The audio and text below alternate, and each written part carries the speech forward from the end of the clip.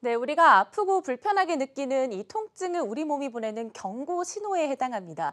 이 신호를 통함으로써 질병을 찾아낼 수도 있고 예방할 수도 있고 또 치료를 할 수도 있지만 방치해뒀다가는 망성 질환으로까지 이어질 수도 있기도 하는데요. 오늘은 어떻게 치료하고 관리해야 되는지에 대해서 심현기 원장님과 함께 자세한 이야기 나눠보도록 하겠습니다. 안녕하세요. 네, 안녕하세요. 네, 원장님 반갑습니다. 요즘 현대인들은 정말 몸 곳곳에 네, 통증 때문에 많이 고민이 많으실 것 네, 같은데 맞습니다. 자, 정말 곳곳 어느 곳에도 항상 생길 수 있는 것 같습니다. 대표적으로 어떤 것들이 있는지 글쎄 살펴볼까요? 뭐 사시다 보면 안 아프신 적이 없죠. 누구나 다 한 번씩 네. 아파보고 그런데 보통 이제 그 가장 흔한 게 이제 목, 허리 디스크예요. 그래서 이제 목이 아프고 또 허리 아프고 할머니들 시골에 가시면 할머니들 허리 안 아프신 분 손 들어보세요. 그럼 100명 중에 한두 명? 네, 거의 없으시죠. 네, 맞아요.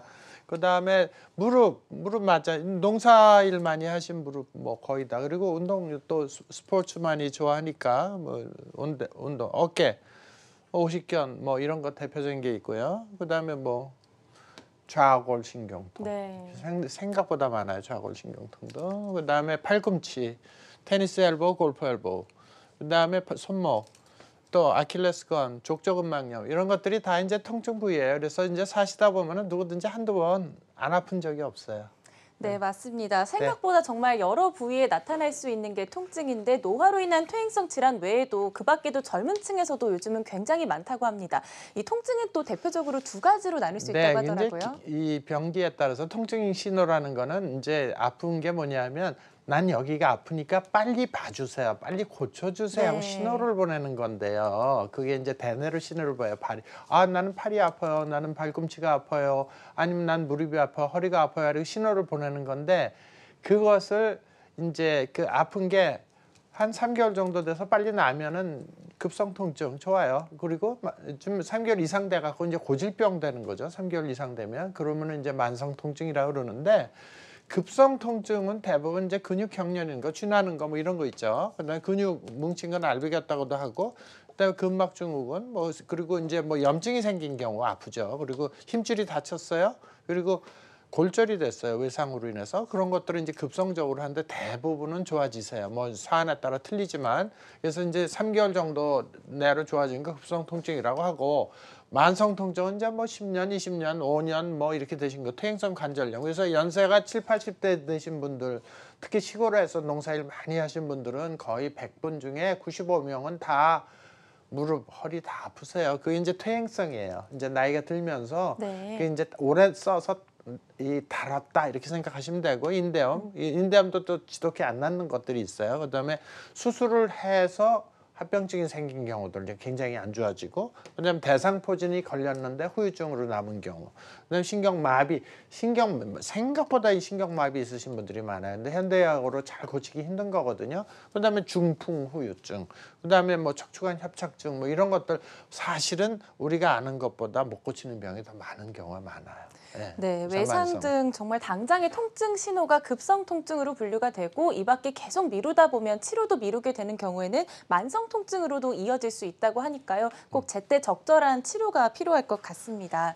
자, 통증이 어떤 이유로 생기는지 그 발생 원인부터 자세하게 네. 살펴보도록 야, 할게요. 통증 발생 원리는 뭐 이제 여러 선생님들이 각 분야별로 해석하는 게 좀 틀린데 저는 전기적으로 해석을 했어요. 네. 전기. 우리 몸은 전기다. 우리 세포는 배터리다. 우리 몸은 배터리로 이루어져 있다. 그래서 세포가 방전, 그러니까 전기가 빠져나가면 통증이 발생이 되고 그다음에 세포가 충전이 돼. 전기가 충만해지면 통증이 없어진다. 이런 원리입니다. 오늘 주제는 바로 이거예요. 그래서 전기가 떨어지면 통증, 전기가 충전이 잘 되면 통증이 없어지는 거. 이제 그 얘기인데 통증의 발생 원리는 그럼 왜 통증이 생기느냐, 왜 통증 신호를 보내느냐 하면 세포가 정상이 아니라는 거를 신호를 보내는 것 중에 대표적인 게 통증이에요. 그래서 통증이 있으면 어떻게 보면 감사해야 돼요. 네. 신호를 보내서 적절한 조치를 취하도록 만들어주는 계속 경고음을 보내는 거예요. 경고음. 경고음을 보내는 거예요. 그래서 이제 경고음을 보내는데 이 통증이 발생하는 세포 스트레스라는 게 있어요. 세포가 스트레스를 받는 게 뭐냐면 염증, 세균이 감염이 됐다든지 혹은 너무너무 안 먹었어요. 영양실조 혹은 영양 과다. 그다음에 뭐 이산화탄소, 가스, 공해 같은 거, 그다음에 방사선, 그다음에 전자파 공해, 뭐 이런 것들이 다 세포 스트레스를 주고, 특히 세포 스트레스 가장 심한 거는 원자폭탄 떨어졌을 때 원자의 힘 때문에 세포가 변형이 되는 네. 거죠. 그래서 암이 많이 생기잖아요, 그죠? 후쿠시마 원전 폭발 사고 있는데 거기는 막 식물들이 기형이 나타난다 그러잖아요. 사람도 마찬가지야. 그런 것들이 다 스트레스 원인이 되고, 정신적인 스트레스도 세포에 스트레스를 주는 거예요. 그래서 뭐 부인이 혹은 남편이 속을 썩인다든지, 뭐 자식이 속을 썩인다든지, 무슨 큰 병에 걸렸다든지, 부모님이 암에 걸렸다든지, 크게 와병 중이시다, 그런 게 다 세포 우리가 사는 게 스트레스 없이 살 수는 없죠. 그런데 어쨌든 세포 스트레스는 우리가 삶의 일환인데, 그게 너무너무 강하게 들어오면, 스트레스를 받게 되면 세포들이, 미토콘드리아, 세포 속에는 그 에너지를 생산하는 게 미토콘드리아라는 구조가 있는데요. 얘네들이, 미토콘드리아가 이 에너지를 생산을 적게 해요. 적게 하면은 세포의 껍질, 이렇게 세포막이 이제 거기가 전기를 모아두는 콘덴서 역할을 하는데, 거기에 전기가 떨어지게 되고 방전이 되게 되면 세포하고 세포 사이는 확대해서 보면은 아주 이렇게 떨어져 있고, 그 사이는 맑은 물이 흐르고 있어요. 최대한으로 확대한 맑은 물이 림프인데요. 네. 림프액이 이제 흐르고 있는데, 거기가 지저분해져요. 쓰레기가 꽉 차요. 그래서 그거를 미세순환이 감소되면 림프 찌꺼기가 차게 됩니다. 그러니까 하수도 구멍을 오랫동안 청소를 안 하면 거기 시커먼 게 끈적끈적하고 냄새 나는 게 차는 거, 네. 똑같이 세포하고 세포 사이도 그런 게 꽉 차요. 그게 대표적인 게 뭐냐면, 파킨슨 병은 여기 뭐냐면 흑색 부분에 있는 뇌세포에 거기 그 꽉 찬 거예요. 림프 슬러지가요. 림프 슬러지 네. 일종이죠.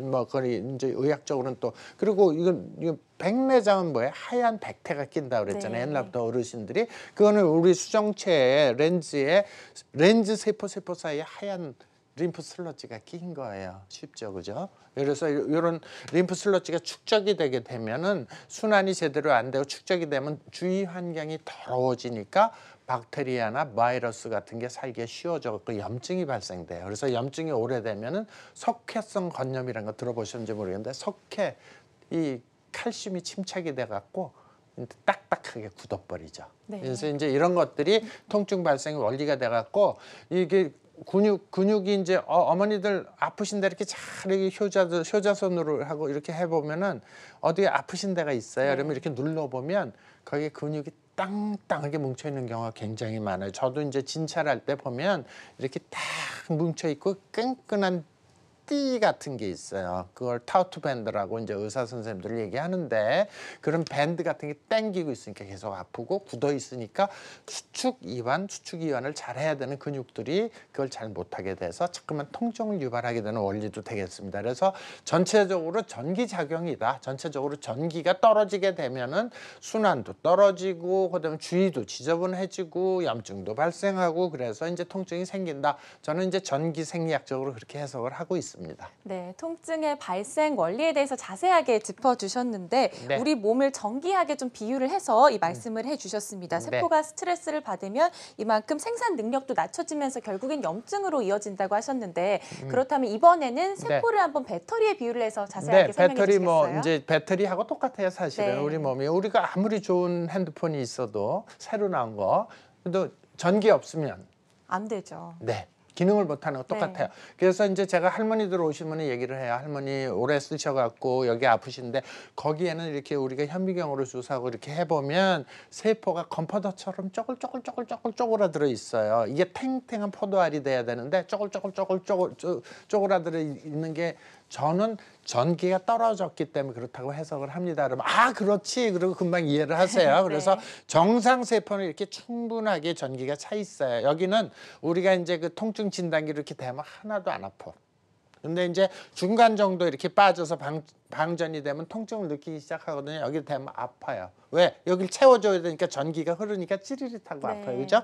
근데 암 환자들은 거의 바닥이에요. 거의 방전되어 있는 상황이에요. 그냥 수시로 방전돼요, 암 환자들은. 그래서 암세포 같은 경우에 대면 아파서 하는데, 충전이 되면 이제 통증이 이제 완화가 되죠. 그래서 거꾸로 정상 이렇게 이 방전이 돼 있는 걸 거꾸로 이렇게 채워주면 통증이 없어지는 네. 원리죠. 네. 네, 세포가 방전됐을 때 통증이 발생한다는 이 원리에 대해서 자세하게 설명을 해주셨습니다. 네. 그렇다면 우리 몸에서 전기 에너지가 낮춰졌을 때는 어떤 증상들이 있다고 봐야 될까요? 전기 에너지가 낮춰졌으면 우리 몸에는 256가지 세포가 있어요. 눈세포, 코세포, 네. 입세포, 머리세포, 발세포, 팔세포 이렇게 여러 가지 뼈세포 이렇게 있는데 그런 것들이 기능을 못하는 거예요. 점점 떨어지니까 제일 우리가 느낄 수 있는 거는 통증이에요. 일단 아프네요. 전기가 네. 통증이 있으면 나 전기 방전됐구나 네. 이렇게 생각하시면 되고 그게 이제 오래 지속되면 만성 통증이 되고 그리고 살짝 전기가 방전이 됐을 땐 피곤해요. 사람이 피곤하고 짜증이 나요. 그래서 막 이 몸이 피곤하고 그럴 때 누가 건드리면 막 짜증 내잖아요. 잠도 안 오고 불면증도 있고 뭐 이명도 생기고 다 스트레스 있고 그런데 왜 건드려 그러고 화를 내는데 그거는 이 사람이 굉장히 저기압이구나. 오늘은 상당히 조심해야 되겠다. 그때는 그분은 어떤 상태냐면 전기가 떨어진 상태예요. 그리고 이렇게 습하고 비 오는 날은 전기가 잘 떨어져요. 그러니까 할머니 할아버지들 일기예보라 그러잖아요. 이거 비 올라고 그러나 보다. 그런데 전기가 방전이 되는 게 이제 네. 그 비 오기 전에 날씨가 습한 게 뭐냐 하면은 전기가 잘 통해요. 바짝 말랐을 땐 전기 잘 안 통해요. 근데 습한 게니까 습한 기운이 몰려오니까 자기 몸에서 방전이 되니까 여기 쑤시는 거 보니까 내일 비 오겠다. 비 정확하게 오잖아요. 그죠? 네. 일기예보예요. 그리고 잠 못 주무시고 그리고 이제 세포들이 전반적으로 256가지 세포 중에 어디가 나쁜 거에 따라서 증상은 다 틀려져요. 눈세포에 전기에 방전되면 눈이 안 보이고 황반변성 같은 게 생기고 막 이런 거죠. 그죠? 코 하면 냄새가 잘 안 맡아지고 네. 충농증이 잘 생기고 귀 그러면 이명. 그죠? 그렇죠. 그런 것들이 생길 수 있는 거예요. 네, 우리 몸에 정말 여러 가지 세포가 있다 보니까 이 전기 에너지가 낮아지면 뭐 피로해질 뿐만 아니라 여러 몸곳의 피로가 이 통증까지 나타날 수가 있다고 하십니다. 자, 통증은 그러면 어떤 방법으로 우리가 진단을 할 수 있는지도 확인을 해봐야 될 것 같아요. 네. 병원에 가면 뭐 엑스라이도 찍고 MRI 촬영도 하잖아요. 통증 같은 경우에는 어떤 방법으로 진단할 수 있을까요? 네, 통증 진단은 지금 여러 가지로 네. 뭐 병원에서는 이제 엑스레이 찍고 또 피 검사도 하고 두드려도 보고 그다음에 CT나 MRI도 찍어보잖아요, 그죠? 근데 그런 것들을 진단할 수가 있어요. 근데 이제 저는 전기 자극으로 네. 아까 배터리가 방전이 되면 이렇게 갖다 댔을 때 이 기계를 이렇게 갖다 댔을 때 방전이 됐을 때 많이 들어간다 그랬잖아요. 네. 통전통. 통전통, 전기가 통증이 많이 통하니까요. 들어가는 네. 거 많이 들어갈 때는 이게 여기가 통증 유발점이구나 알 수가 있어요. 네. 그래서 그런 식으로 이제 진단해서 전기 자극 진단이라고 하죠. 네, 알겠습니다. 정말 뭐 방사선 촬영뿐만 아니라 CT, MRI 같은 영상 검사 방법들 여러 가지 방법들이 있겠지만 또 통증 오늘은 또 전기 자극 진단을 통한 통증 진단 방법에 대해서 자세하게 알려주신다고 합니다. 자, 먼저 진단을 할 때는 통증 유발점을 찾는 게 또 중요하다고 하셨습니다. 예, 파워포인트. 네. 네, 파워포인트를 보시면은 네. 통증 유발점은 이제 아까 이렇게 했을 때 한 군데만 있는 게 아니고 통증 유발점이 뭐냐면 통증의 원인이 되는 건 여기인데요. 네. 아픈 건 여기서 느껴져요. 네네. 그래서 원인이 다른 곳에 있는 네, 거네요. 네. 그래갖고 보통 이제 치료를 많이 이제 받으시고 오시는 분들이 많은데 저희 병원에 난 손이 아파서 왔어요. 근데 손을 제가 이렇게 전기 자극 진단을 하면은 전혀 원인은 전기가 다른 곳에. 안 들어가고 네. 아프지도 않아요. 그러면 저는 정상인데 어디가 아픈 건가 하고 잘 찾아보면 그 위에 여기가 그러신다고요. 네. 그러면 여기가 전기가 떨어져 갖고 통증이 있었구나 해서 통증 유발점하고 통증에 느끼는 부분하고는 틀리다는 거죠. 그래서 이제 통증 유발점을 찾아봤더니 목이 아프신 분들 이렇게 많아요.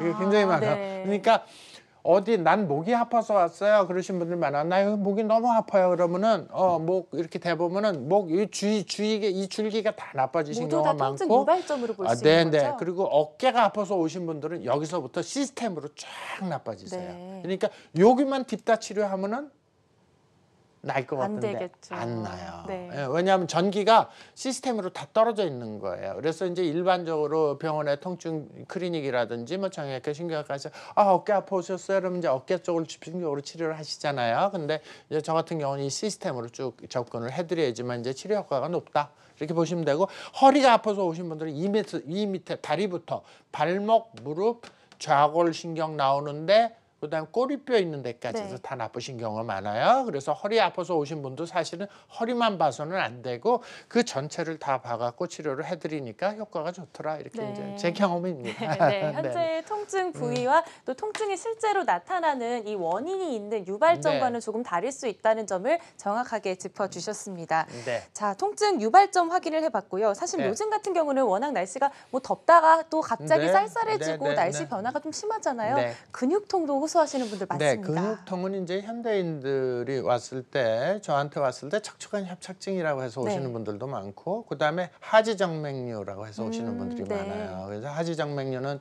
제가 30년 전에 이제 쭉 처음 들여와서 좀 많이 보급이 된 건데 다리 아프면 전부 다 하지정맥류인 줄 아세요. 근데 사실은 그건 아니고요. 이게 하지정맥류는 통증을 일으키지는 않거든요.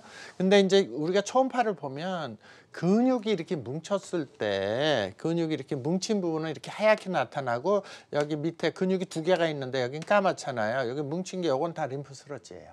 네. 찌꺼기가 꽉 끼어갖고 꽉 굳어 있으면 이렇게 하얗게 보여요. 초음파로. 그래서 요거를 이제 녹이는 이제 전기 자극 치료를 하면 좋아지는데 실제로 하지정맥류를 제가 한 4만 명 시술을 했는데요. 근데 처음에 초창기에는 하지정맥류 너무 잘 됐어요. 근데 자기는 계속 아프다는 거야. 원장님 나 여기 다리가 아파서 왔는데 정맥류 치료했어도 계속 아파요. 그래서 그 원인을 찾다 보니까 아 현대인들이 가장 많이 앓고 있는 게 근육통이구나. 근육통이요? 왜 그런 근육통이 많이 생길까 봤어요. 그랬더니 운동량이 부족하고 오래 앉아서 컴퓨터 작업 많이들 하시고 그리고 또 과격하게 또 운동하고 나서 근육을 안 풀어줘갖고 젖산 피로 물질인 젖산이 네. 꽉 쌓이는데 젖산이 처음에 쌓일 때는 물컹물컹하게 쌓여요. 근데 이렇게 오신 분들은 보통 10년, 20년 되신 분들도 많고 제일 오래되시면 50년 동안 다리 붓고 계속 쌓여 계신 네, 거죠? 붓고 아파서 근데 네. 아 이거는 뭐 고질병인가 보다. 내가 평생 이렇게 살아야 되나 보다. 포기하고 그러시는 분들 제가 진단을 하고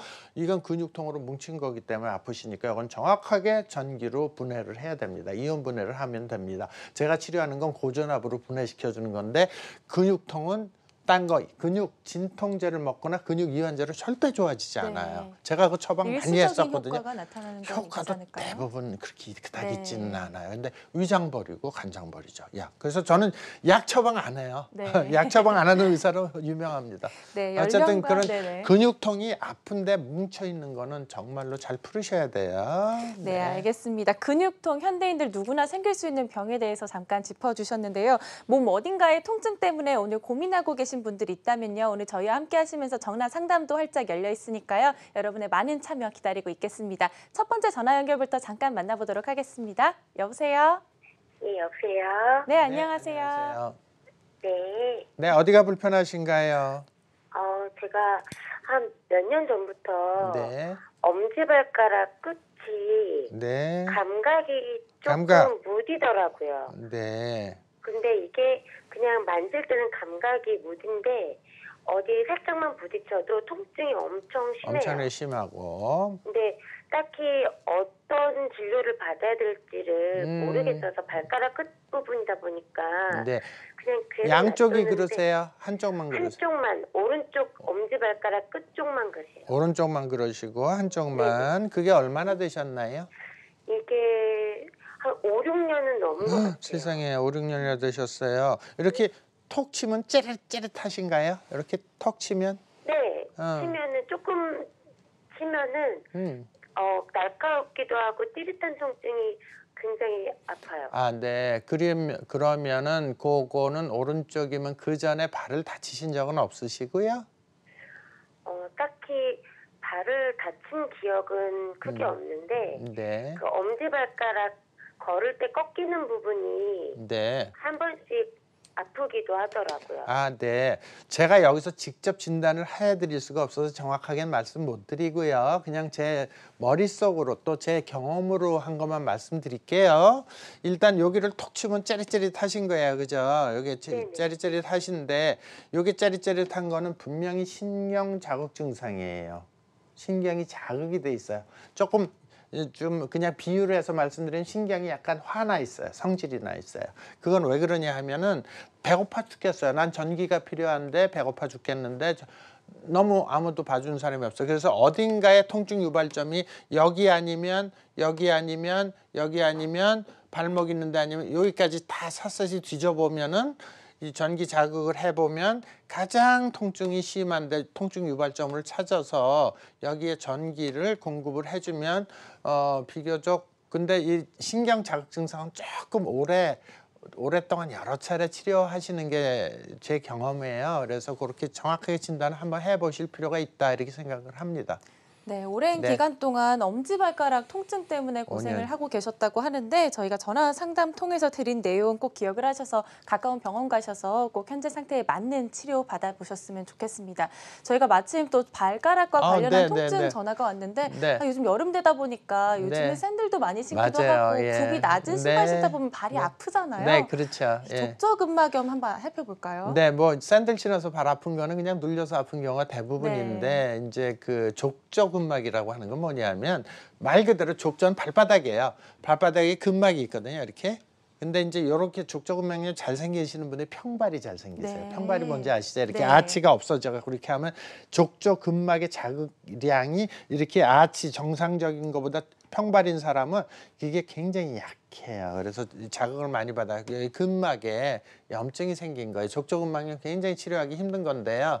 하긴 이것도 마찬가지로 이제 우리가 족저근막염 보시면 아침에 일어나서 첫발 내디딜 때 통증이 심하고 발뒤꿈치 안쪽에 이제 통증이 많이 발생하고 발가락을 발등 쪽으로 이렇게 당겨 올리면 통증이 생기고 그리고 어떨 땐 걸을 때마다 계속 아파요. 오래되신 분들은. 그래서 만성화되신 분들은 족저근막염 이거 불치병이구나. 그리고 뭐 깔창을 대고 스펀지를 대고 신발을 대고 그다음에 뭐 시리콘으로 부드러운 패딩도 대고 이제 여러 가지 하시는데 이게 쉽게 낫는 건 아니죠. 족저근막염이. 네. 네, 발바닥 통증의 여러 증상들 살펴봤는데 앞서서 평발을 언급하셨잖아요. 네, 평발이신 네. 분들은 굉장히 다른 분들보다 통증이 많으실 것 같은데 네. 이런 분들 같은 경우는 일상생활에서 좀 도움이 되실 만한 내용이 있으면 뭐 어떤 게 이제 있을까요? 집에서 아무래도 이제 그쪽에 그 족저 쪽으로 염증도 있고 거기다 쉽게 피로 현상이 네. 오는 거니까 집에서는 뭘 하시냐면은 족욕이 좀 도움이 되실 족욕이요? 거예요. 네. 족욕을 하시면 아무래도 이제 이 혈액이 우리 몸에서 가장 밑으로 내려가는 게 발바닥이잖아요. 그래서 이제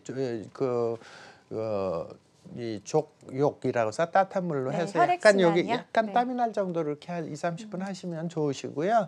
그다음에 이제 정확한 거는 거기 이제 뭐 여러 가지 통증 의학에서 스테로이드 주사 넣고 그러는데 어쨌든 간에 이제 저는 스테로이드 주사는 안 놔요. 부작용이 많기 네. 때문에. 그리고 그때뿐이고 나중에 더 심해지고 세포를 죽이는 거라서 이 스테로이드는 그 말이 나왔으니까 말씀드리는데 전기를 자꾸만 잡아먹게 하고 네. 위로 통증 신호를 전달하는 걸 차단해 버려요. 네. 그러니까는 여긴 죽어가는데 나는 안 아파요. 그래서 그거는 이제 근본적인 치료는 아니죠. 네.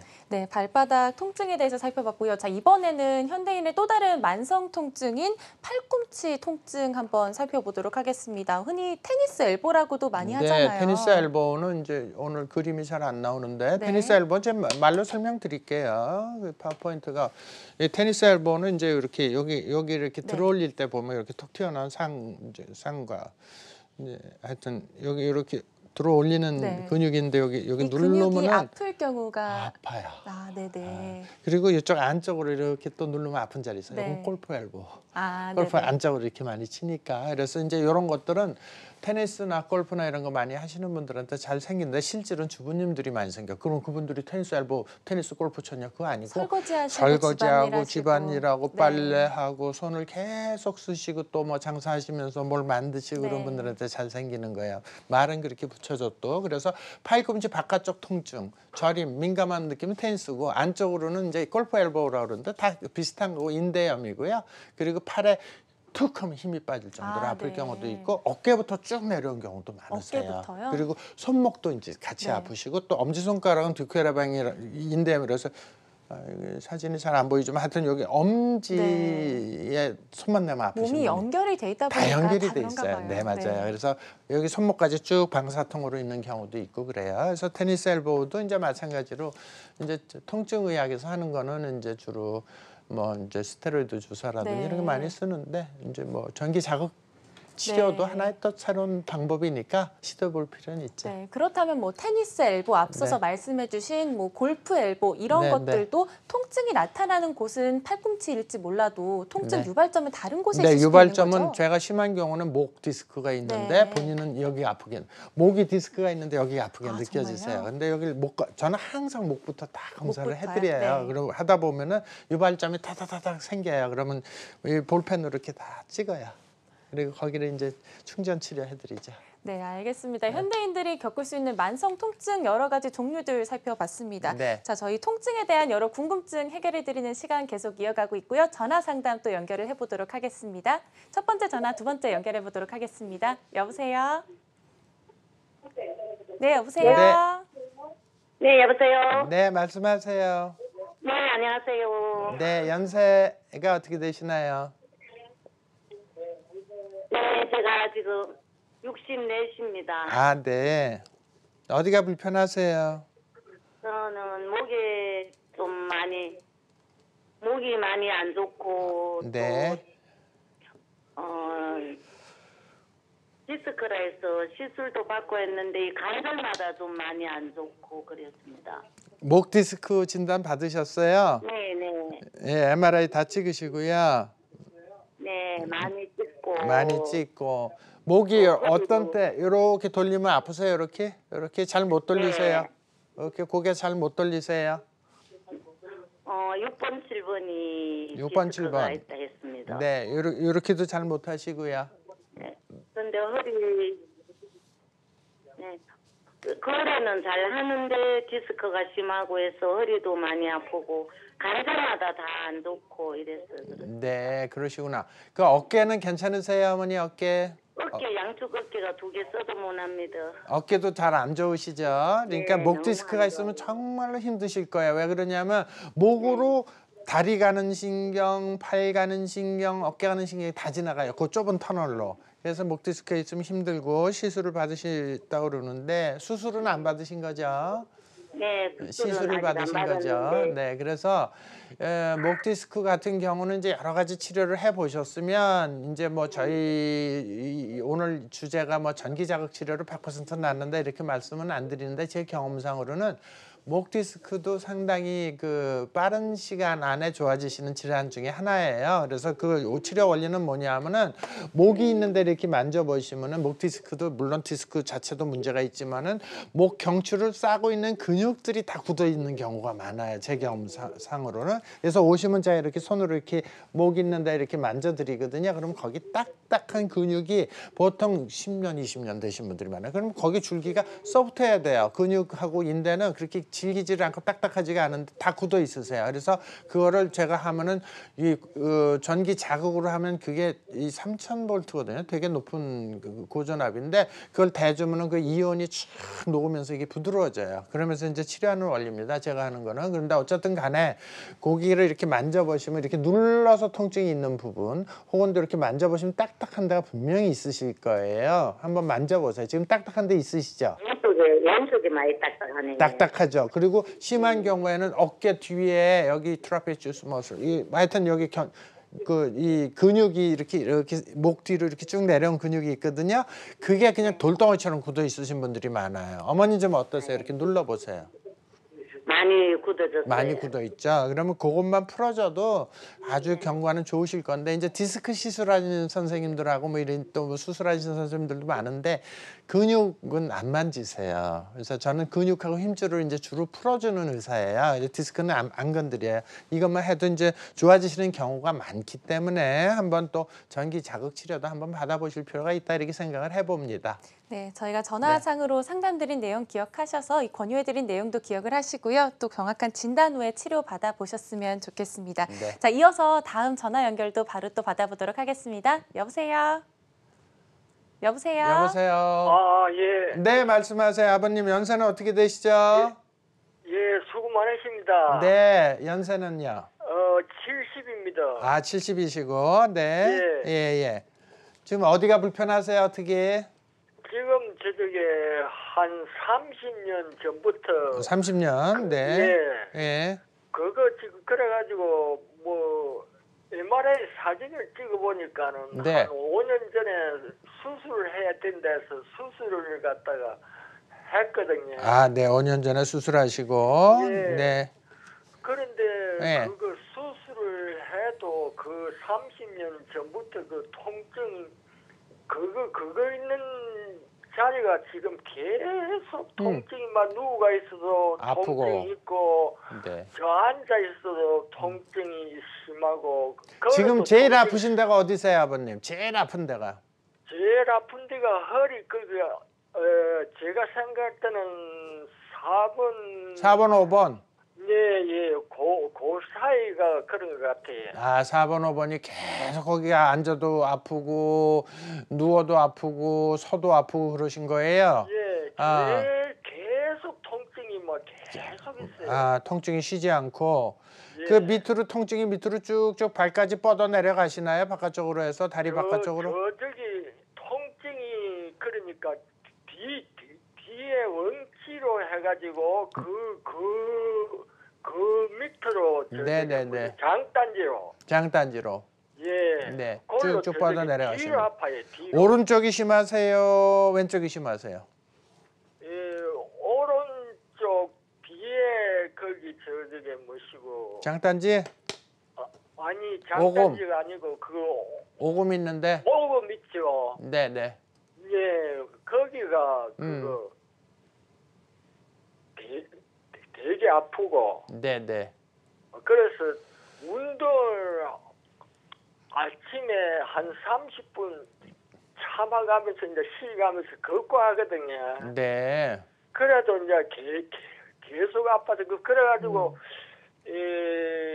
한 작년이가 너무 아파가지고 MRI 사진을 찍어봤는데 네. 다른 데는 아무 이상이 없고 네. 쇄골 신경이 전에 클 때 다쳤는데 그게 신경이 그게 어찌 네. 죽었다고 네네.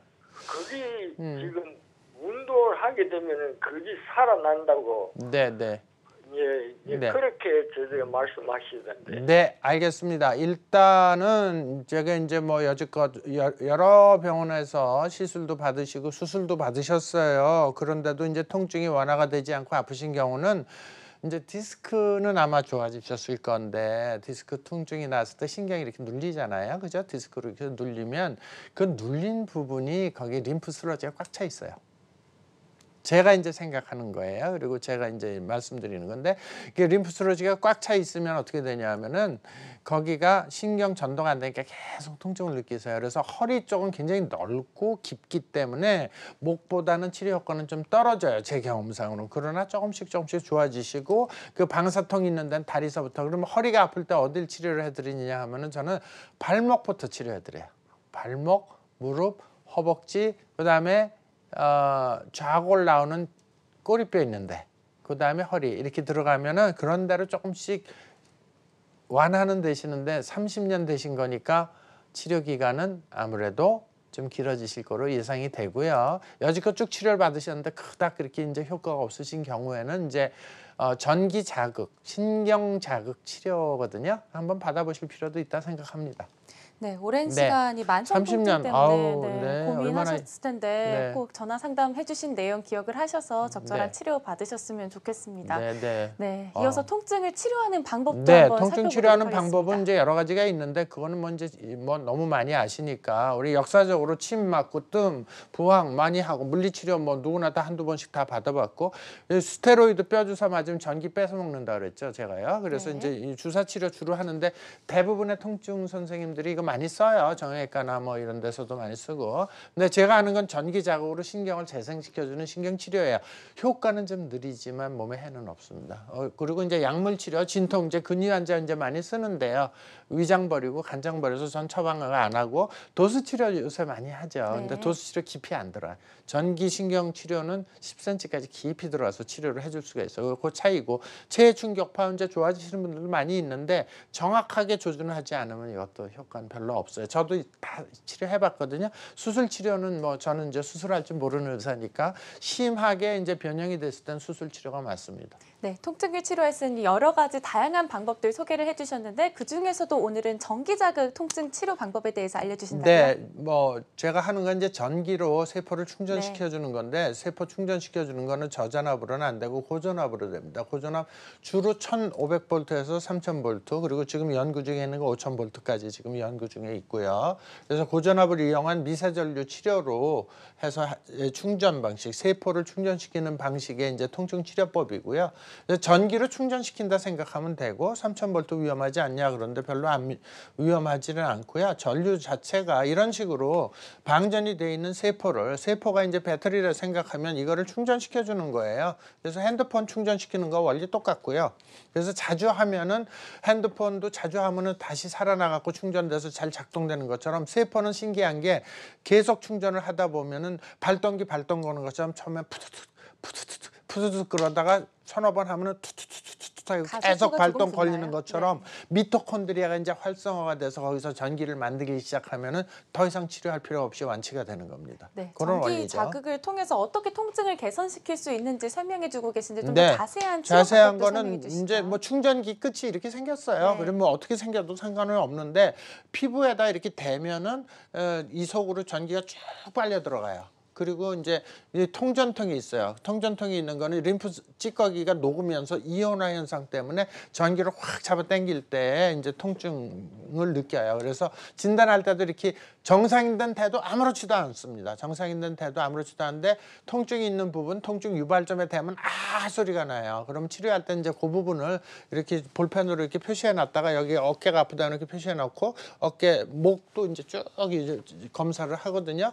그럼 검사를 해서 나쁜 데를 표시해 놓고 거기다 이렇게 대면 충전이 되는 그런 원리예요. 네, 전기자극 치료법에 대해서 알려주셨는데 환자 개개인마다 현재 상태에 따라서 치료 네. 효과는 조금씩 다를 수 있다는 그렇습니다. 점도 꼭 기억을 해주시고요. 네. 자, 그렇다면 치료를 받는 시간이나 기간은 어느 정도 되는지도 시간은 뭐 살펴볼까요? 젊은 사람 그리고 급성통증일 땐 빠르고요. 그다음에 네. 오래되시고 연세드시고 나 50년 된 것 뭐 한두 번에 치료해줘서 그렇게 말씀하시는 네. 어르신도 없으세요. 사실은 아 이거 오래됐으니까 오래 걸리겠다 치료 기간도. 그런데 이제 만성통증 같은 경우는 조금 오래 해야 되고 시간보다 그리고 일주일 간격으로 치료하고 이제 올해 10번 이상을 제가 권해드리고요. 급성통증은 한 번에도 다 좋아지시는 분들도 많고 그렇습니다. 네, 통증의 종류에 따라 또 환자의 현재 상태에 따라서 치료 네. 시간이나 기간도 조금씩 다를 수 있다는 점 네. 기억해 주시고요. 그렇다면 어떤 분들이 이 치료 방법을 고려해 보면 좋으실지. 네, 뭐 네. 저는 뭐 모든 병이 다 날 수 있습니다. 이렇게 말씀은 못 드리지만 원리 자체가 세포가 방전이 돼서 통증이 일으키고 그다음에 그 세포가 제대로 기능을 안 하는 게 질병이라고 그랬기 때문에 네. 이 통증이나 문제가 있는 부분에 충전을 시켜주면 다 나을 수 있다 이렇게 말씀드릴 수는 있는데 제가 쭉 해본 결과 그래도 빨리 좋아지는 질병들이 있더라고요. 보니까 그래서 오십견, 어깨 아픈 거 꽤 빨리 좋아지고요. 무릎 통증은 오래 걸려요. 이건 사중이 이게 자기 체중이 걸리기 때문에 무릎 통증이 있고 관절염 있으신 분들은 무조건 5kg 내지 10kg 빼시면 좋아지십니다 그래요. 네. 그걸 어떻게 빼요? 그런데 굶으시면 되죠. 운동하시고 네. 그때 아파서 못 걸어요 그러시 어머니들이. 근데 저녁을 좀 적게 드시고 알칼리성 음식을 많이 드시면 전기가 충전이 돼요. 네. 그래서 다이어트도 하시고 살도 빼시고 살찐 게 건강해서 살찐 게 아니에요. 영양과다가 아니에요. 그게 우리 몸에 림프스러지나 찌꺼기나 나쁜 물질, 독성 물질을 우리 지방세포가 싸서 지방세포가 커져서 살찐 거예요. 네. 그래서 살찐 사람은 면역력이 대부분 떨어져 있어요. 그래서 옛날에 어르신들이 뭐라 그랬냐면 살찐 사람들은 강단이 없다 이렇게 얘기한 게 맞습니다. 체중 조절도 중요하다 체중 하셨고요. 조절. 그리고 네. 족저근막염 비교적 잘 좋아지는 질환이고요. 평균 15회로 대부분 좀 좋아지신다고 보고 목 디스크 상당히 빨리 좋아지시는 편이고 허리 디스크는 깊게 있기 때문에 조금 여러 차례 오래 걸리고 특히 시술을 하셨거나 수술하신 분은 더 오래 걸리세요. 거기에 시술하고 수술한 자리에 림프스러지가 꽉 막고 있어요. 네. 떡이 돼 있어요. 그래서 그 풀려면 굉장히 어렵습니다. 그다음에 장단지 근육통은 상당히 좋아지고요. 테니스 엘보우나 골프 엘보우 잘 빨리 좋아지는 질환에 속하고요. 그다음에 이제 좀 부종 같은 경우 제가 림프 부종하고 하지정맥류 전문의였다 통증 이제 하고 있거든요. 근데 부종도 그런 대로 좋아지고 요건 압박요법 치료법 같이 병행해서 치료하시면 되고 말초신경마비 문의가 굉장히 많이 들어오세요. 근데 신경은 굉장히 천천히 좋아지세요. 현재까지는 신경마비가 된 거 특별히 고치는 방법이 없었거든요. 근데 신경이 조금씩 돌아오세요. 그다음에 암 환자 통증 완화도 가능한 거고요. 대상포진은 제가 꼭 여기서 말씀드리고 싶은 게 뭐냐면 대상포진 생기자마자 3개월 내에 치료하셔야지 대상포진 바이러스가 신경 속에 들어가서 또아리를 들고 앉아버리면 평생 못 고쳐요. 아, 네. 예, 그래서 대상포진하고 구안화사라고 하는 안면신경마비는 무조건 3개월 내에 오셔야 돼요. 그럼 굉장히 빨리 좋아집니다.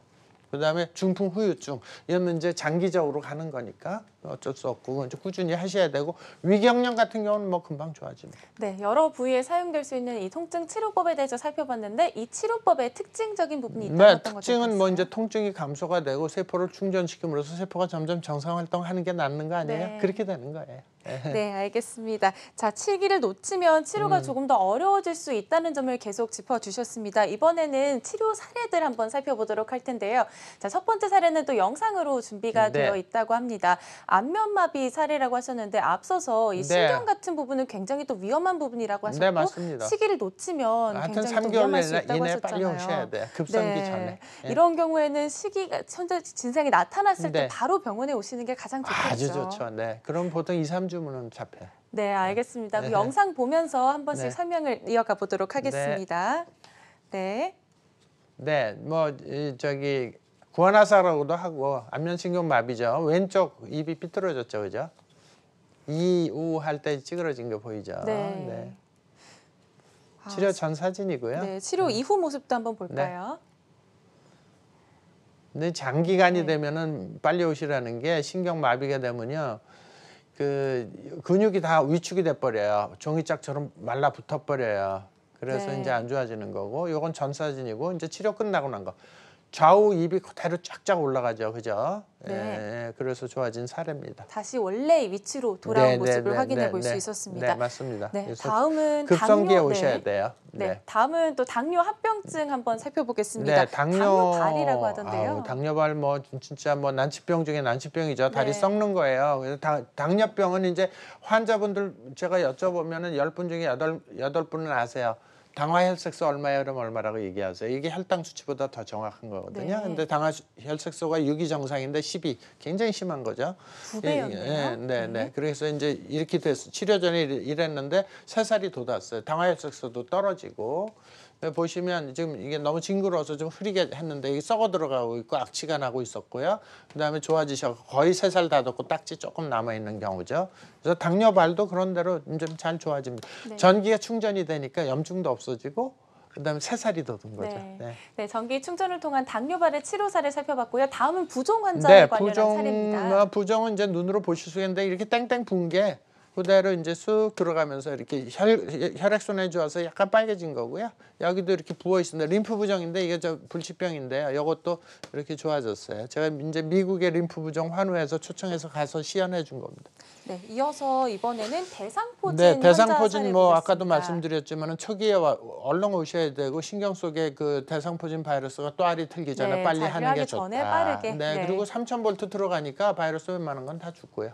네, 이번에는 또 다음 치료 사례 한번 열 사진으로 볼게요. 네, 얼굴에 뭐 열 사진 찍었는데 저렇게 통증이 심해갖고 뻘겋잖아요. 치료 네. 전에. 근데 치료 직후에 찍었더니 이렇게 많이 감소가 되죠.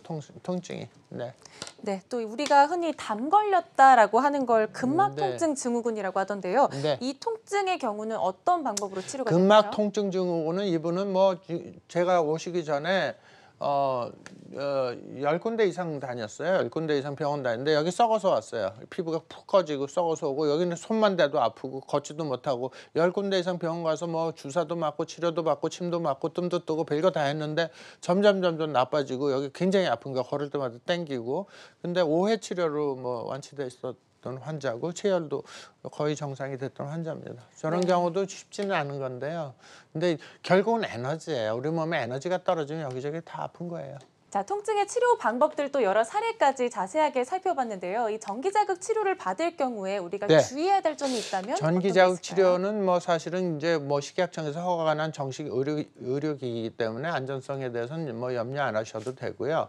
그다음에 이제 주의할 점은 뭐냐면 우리 전기자극이 들어갈 때 통전통이 있다고 제가 말씀드렸어요. 그 네. 진단도 쓰이면서 또 통증을 유발시키기 때문에 그 충전이 되는 동안에 나쁜 데는 아프고 정상인 데는 돼도 아무렇지도 않아요. 그래서 아이들 너무 어린 애들이 이렇게 아프면 놀랄 수가 있기 때문에 영유아들은 치료 안 하는 게 좋고요. 그다음에 임산부도 뭐 해서 나쁠 거는 없지만 그래도 특별한 경우 아니면 임산부도 제가 잘 치료 안 해드리고 있고, 그다음에 심장, 이 전기가 3000V 고전압이 들어가기 때문에 안전해요. 왜 그러냐면 전류가 약하기 때문에 안전한 거예요. 네. 1mA 이하예요. 그래서 실제로 전기 감전되는 거는 우리 배터리 몇 개만 갖고도 이 암페어 수, 그러니까 전류의 세기가 세면은 감전이 될 수가 있습니다. 그렇기 때문에 이거는 마이크로 암페어 단위예요. 밀리암페어도 아니고, 그러니까 마이크로면은 10의 6승 이하의 굉장히 약한 전류가 가니까 고전압이라도 괜찮고 안전합니다. 그러나